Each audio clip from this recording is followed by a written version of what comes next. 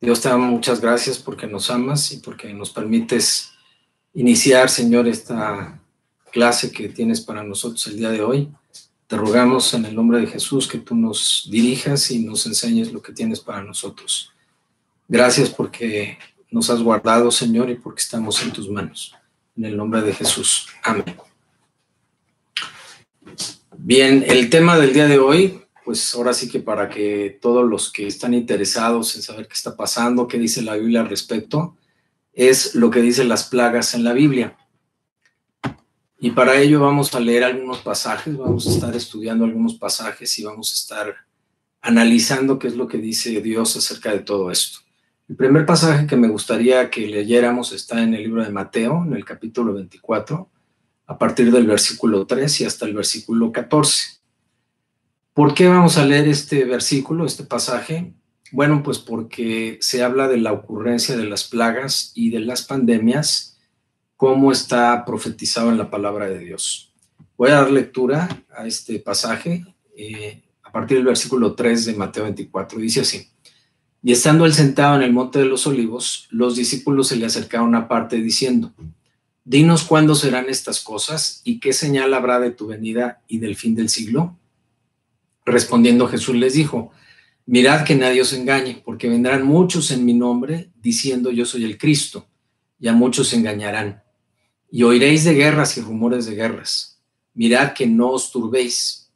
Y luego fíjense bien cómo dice, porque es necesario que todo esto, y todo esto es lo anterior a este versículo y lo que viene a continuación, dice que todo esto acontezca, pero aún no es el fin.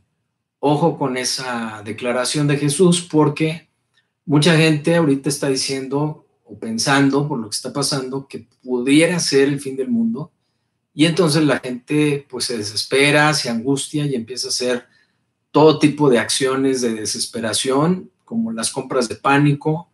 Pues la gente incluso está muy angustiada en diferentes partes del mundo, particularmente en aquellos países donde ha habido muchas muertes y donde el contagio es sumamente acelerado. Dice el versículo 7, porque se levantará nación contra nación y reino contra reino. Y luego hay algo muy interesante. Versículo 7 dice, y habrá pestes. Peste implica una pandemia, una epidemia, y hambres, y luego también agrega, y terremotos en diferentes lugares. Versículo 8, y todo esto será principio de dolores. O sea, lo que estamos viviendo no es el fin del mundo. Dice el versículo 6, aún no es el fin. Es parte de lo que se necesita dentro del plan de Dios, dentro del reloj de Dios, que debe acontecer en su proyecto. Versículo 9, entonces os entregarán tribulación y os matarán y seréis aborrecidos de todas las gentes por causa de mi nombre. Muchos tropezarán entonces y se entregarán unos a otros y unos a otros se aborrecerán. Y luego dice algo muy interesante en el versículo 11. Y muchos falsos profetas se levantarán y engañarán a muchos. Por haberse multiplicado la maldad, el amor de muchos se enfriará. Mas el que persevere hasta el fin, este será salvo, dice. Y será predicado este evangelio del reino en todo el mundo para testimonio a todas las naciones. Y entonces sí, ahora sí, versículo 14, y entonces vendrá el fin.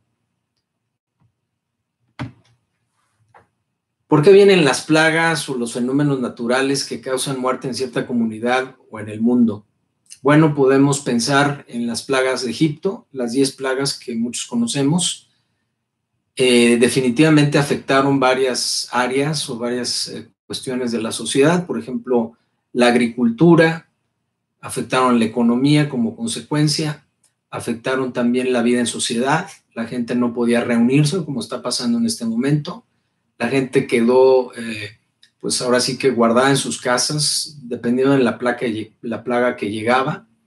También hubo afectación en la salud, hubo, como dice la Biblia, pestes, hubo afectación a partir de ciertos animales que venían y contaminaban, también hubo hambre, la plaga de las langostas, y finalmente plagas como la de la muerte, el ángel de la muerte, que vinieron y quitaron la vida a los primogénitos. Todas estas plagas, dice la Biblia, que vinieron por la dureza de una persona en particular. Y vamos a ver lo que dice Éxodo 3, 19 y 20, que es un pasaje que nos dice exactamente cuál fue la razón de la venida de estas plagas. Dice el versículo 19, mas yo sé que el rey de Egipto, le está diciendo Dios a Moisés, no os dejará ir sino por mano fuerte. Pero yo extenderé mi mano, dice Dios, y heriré a Egipto, al pueblo de Egipto, con todas mis maravillas que hará en él, son las plagas, y entonces os dejará ir. Entonces aquí vemos cómo estas plagas que llegaron a Egipto fueron parte de un plan de Dios debido a la dureza del corazón, porque el faraón no iba a querer dejar ir a el pueblo de Israel de vuelta a su tierra. Cada plaga, por cierto, fue un ataque permitido, un ataque dirigido por parte de Dios a cada uno de los dioses de Egipto. Y esto lo podemos ver en Éxodo capítulo 12, versículo 12, dice así, pues yo pasaré aquella noche por la tierra de Egipto y heriré, dice Dios, a todo primogénito en la tierra de Egipto, así de los hombres como de las bestias. Y fíjense bien lo que dice a continuación, y ejecutaré mis juicios, Dios hablando, en todos, no nada más dicen algunos, sino dicen todos los dioses de Egipto, yo Jehová. Es decir, estas maravillas, como llama la Biblia, estas plagas, fueron enviadas por Dios para traer juicio sobre los dioses de Egipto. Nosotros sabemos que Egipto es un pueblo que históricamente tuvo muchísimos dioses. Hay muchos nombres que no me voy a detener a mencionar, pero en este pasaje de Éxodo 12 vemos cómo Dios establece que estos juicios vinieron directamente sobre los dioses, que como también dice la Biblia, son demonios, en los cuales los hombres creen, en los cuales los hombres, a los cuales los hombres sirven y los cuales los hombres invocan, a veces ni siquiera sin entender lo que están haciendo, ¿verdad?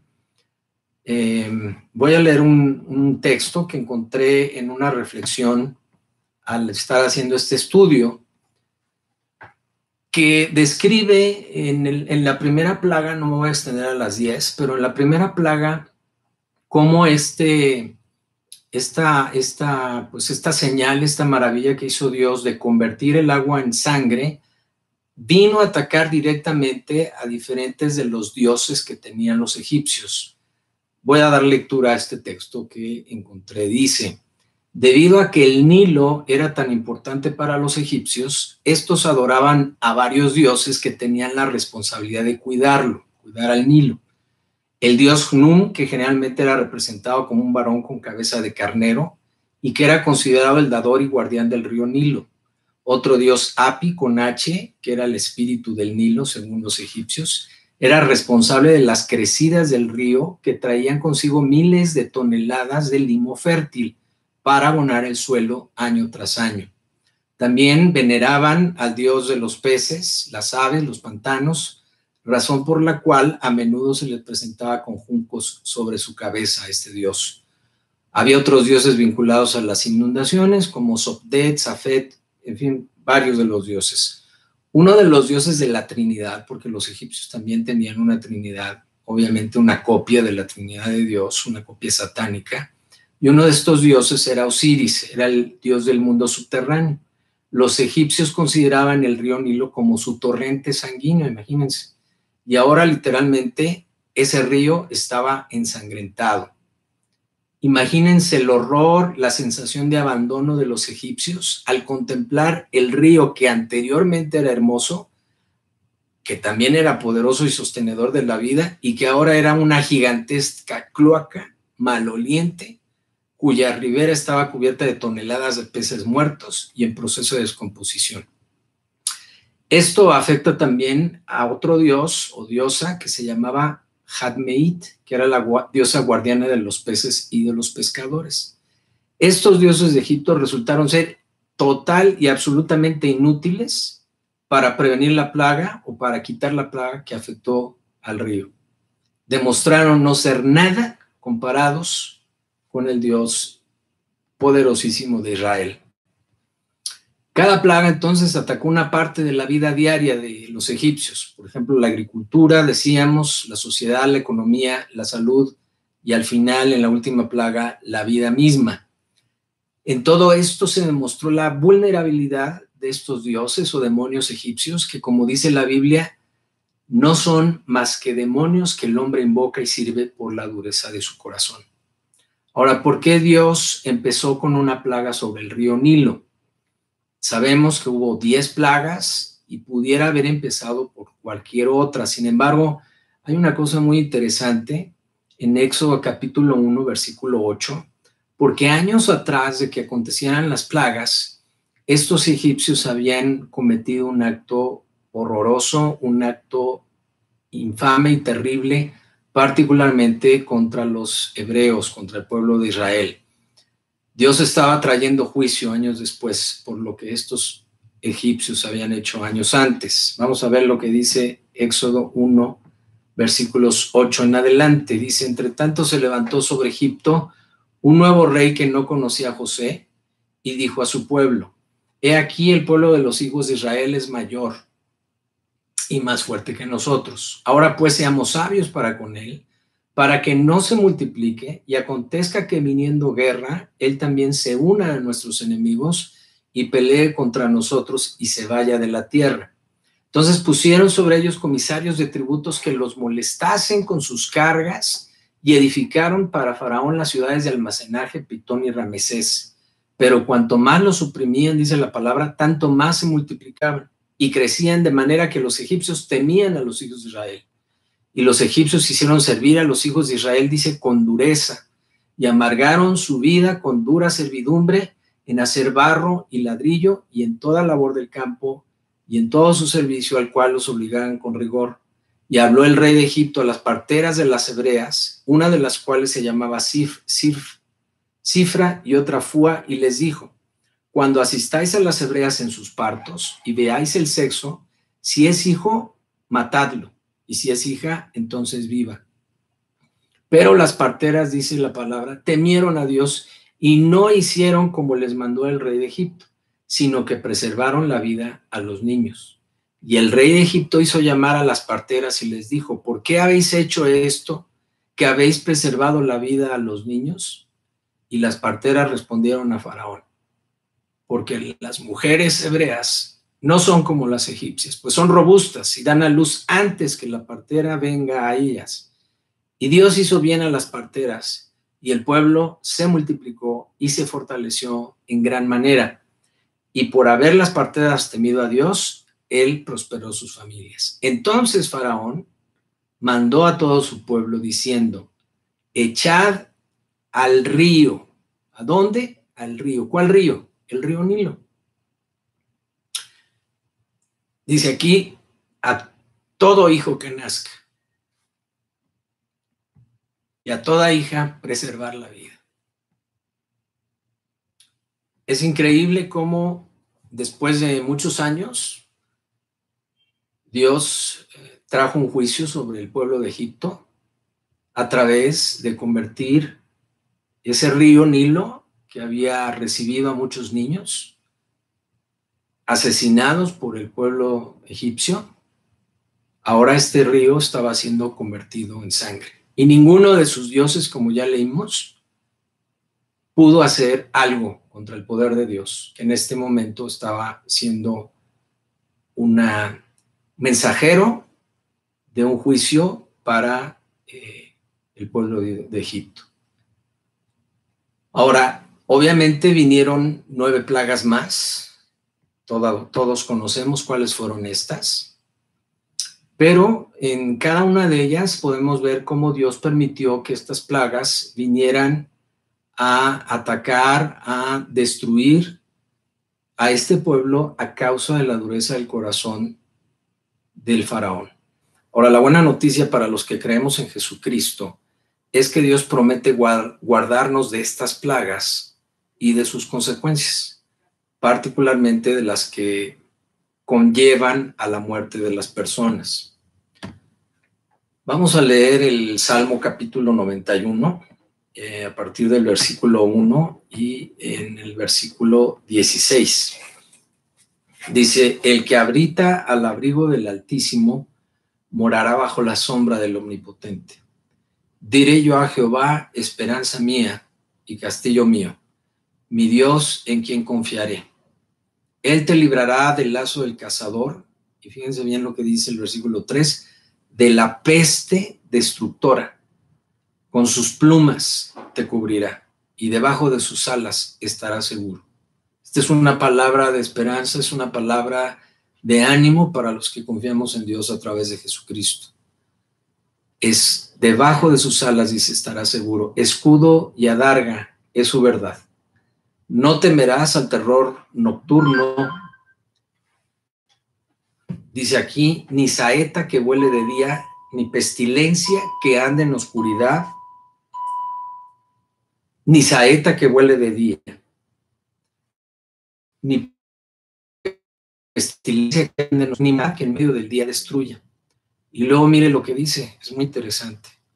Caerán a tu lado 1000 y 10,000 a tu diestra, mas a ti, y esto tómalo como una promesa de Dios para tu vida, para tu familia, a ti no llegará. Ciertamente con tus ojos mirarás y verás la recompensa de los impíos, porque has puesto a Jehová, que es mi esperanza, al Altísimo por tu habitación. Sigue diciendo el versículo 10, no te sobrevendrá mal, ni plaga tocará tu morada, pues a sus ángeles mandará acerca de ti, quiere decir, alrededor de ti, que te guarden en todos tus caminos. En las manos te llevarán para que tu pie no tropiece en piedra. Sobre el león y el áspid pisarás. Hollarás al cachorro de león y al dragón. Por cuanto en mí ha puesto su amor, yo también lo libraré. Le pondré en alto, por cuanto ha conocido mi nombre. Me invocará, dice aquí la palabra, es decir, cualquiera de nosotros a través de Jesucristo, y yo le responderé. Con él estaré yo en la angustia, lo libraré y le glorificaré, lo saciaré de larga vida y le mostraré mi salvación. Debemos confiar en Dios, hermanos. Debemos confiar en Dios, muchachos. No importa cuál sea tu situación. Quizás has oído que la gente está desesperada haciendo compras de pánico y tú podrías decir incluso, bueno, pues ellos o muchas de estas personas que hacen estas compras, pues a lo mejor tienen los recursos suficientes para comprar comida para 3 días, una semana, 15 días, un mes, y alguno podría decir, yo no tengo esa posibilidad. ¿Qué va a pasar si se acaba la comida?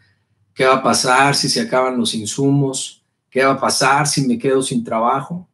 Bueno, aquí la invitación de Dios es a confiar en Él, porque ciertamente nosotros no dependemos del hombre, dependemos de Dios, y por eso es importante confiar en Él. Dice la palabra de Dios, encomienda a Jehová tu camino, confía en Él y Él hará. Voy a leer otro pasaje que está en el Salmo 46. Y es un salmo que nos anima a confiar en Dios, a tener fe en Él, en su poder, en su palabra, y a creer en todos estos pasajes, estos versículos, esta es la palabra de Dios, en donde nos anima precisamente a no desmayar, a no tener miedo. Sé que también ha circulado mucho el comentario, la información de que este virus ataca pues jóvenes, incluso niños, adultos alrededor de los 40, 50 años y desde luego personas de la tercera edad, y esto puede provocar temor en nuestro corazón, si vamos a morir, si nos vamos a enfermar o si vamos a contagiar a seres queridos que pudieran ir a la muerte incluso por tener algún tipo de enfermedad o por tener ya cierta edad, y esto ha inundado muchos corazones con temor. Pero vamos a ver lo que dice la palabra de Dios en el Salmo 46. Dice, Dios es nuestro amparo y fortaleza, nuestro pronto auxilio en las tribulaciones. Por tanto, dice la palabra, no temeremos aunque la tierra sea removida y se traspasen los montes al corazón del mar, aunque bramen y se turben sus aguas y tiemblen los montes a causa de su braveza. Del río, sus corrientes alegran la ciudad de Dios, el santuario de las moradas del Altísimo. Dios está en medio de ella, no será conmovida. Dios la ayudará al clarear la mañana. Bramaron las naciones, titubearon los reinos. ¿Qué es lo que está pasando ahorita, verdad? Dio a él su voz, se derritió la tierra. Jehová de los ejércitos está con nosotros. Nuestro refugio, dice, es el Dios de Jacob.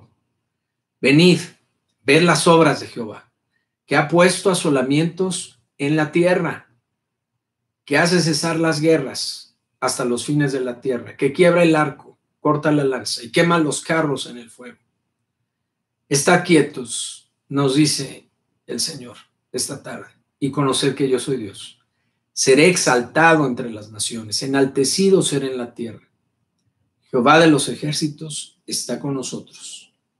Nuestro refugio es el Dios de Jacob.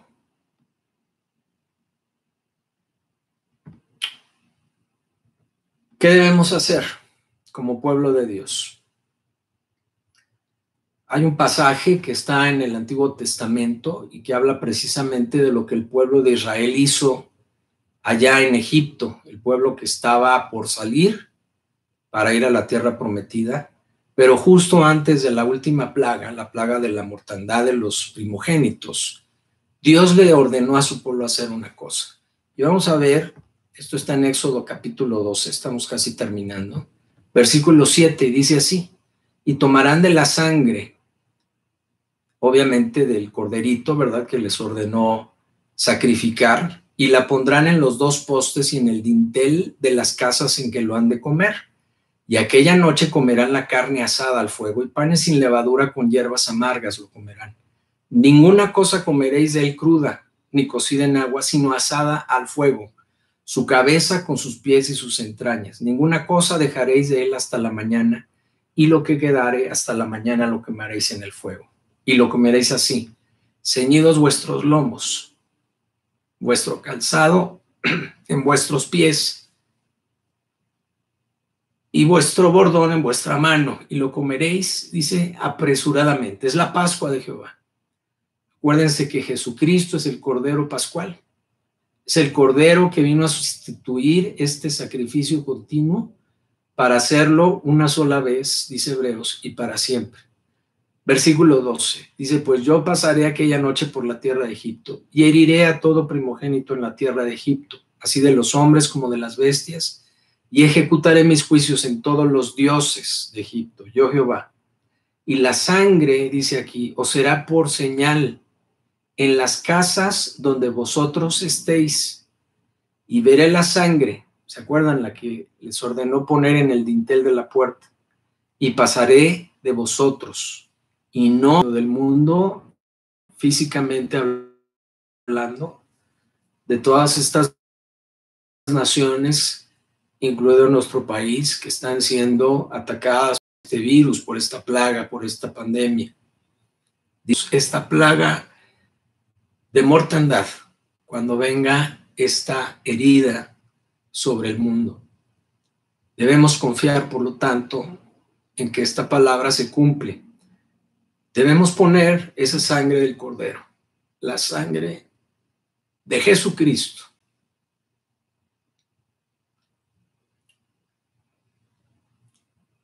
Esta sangre que fue derramada en la cruz del Calvario. Sangre que, al ser puesta sobre el dintel de la puerta de nuestro corazón, precisamente dice aquí que hace que el juicio de Dios pase de nosotros. No se trata solamente de confiar en que no va a pasar nada o de tomar la sangre de Cristo como algo mágico o como un remedio. Es poner la sangre de Jesucristo en nuestro corazón y permitir que esa sangre venga y haga su obra en nuestra vida. Permitir que esa sangre venga y haga su obra en nuestras familias, sobre todo aquellos que somos cabezas de familia. Dios tiene un plan para cada uno de nosotros. Dios quiere que cada uno de nosotros invite a Jesucristo a su corazón y permita que esa sangre sea puesta en cada puerta de cada corazón. Si tienes oportunidad también, yo te invito, te recomiendo, te sugiero que unjas tu casa con aceite, orando en el nombre de Jesús. Dice la palabra de Dios que el aceite es un símbolo del Espíritu Santo, y este aceite era usado en oración para consagrar personas, lugares y cosas a Dios. Debemos consagrar nuestra vida, todo lo que somos, incluido nuestro hogar, a Dios. Que Dios les bendiga, muchachos. Les amo en el nombre de Jesús. Mi esposa les manda un saludo y definitivamente estamos confiando en Dios, en que Él habrá de preservar nuestra vida. Por último, quisiera comentarles que tenemos un blog que estamos creando en este momento para que durante la semana y en las próximas semanas podamos tener un canal de comunicación con todos los jóvenes de Renovación Cristiana. Vamos a estar subiendo artículos, vamos a estar teniendo estudios y actividades como esta. Les voy a decir cuál es la liga. Es https://, jóvenes rc seguido 7589-65833.wor de Raúl, D de dedo,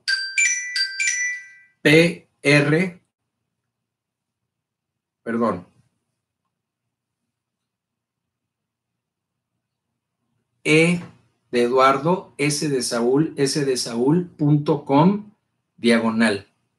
Voy a repetir, https://, jóvenes R de Raúl, C de Carlos, 7589-65833.wor de Raúl, D de dedo, P de Pedro, R de Raúl, E de Eduardo, S de Saúl otra vez, .com/. Ese va a ser el blog que a partir de hoy estaremos usando con el grupo de jóvenes de Renovación Cristiana. Que Dios les bendiga. Fue un gusto platicar con ustedes y nos estamos viendo en estos medios de comunicación.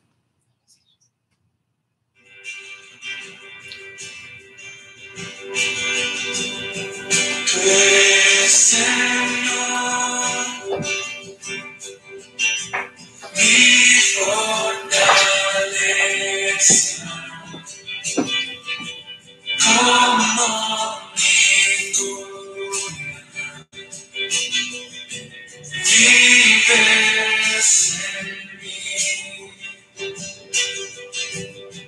Tú eres, Señor,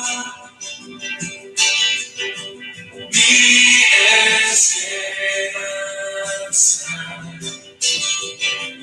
como ninguna, vives en mí. Gracia que me levanto, nombre que me restauró, ha sido fiel, ha sido fiel.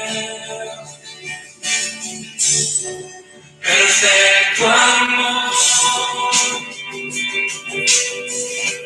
inagotable.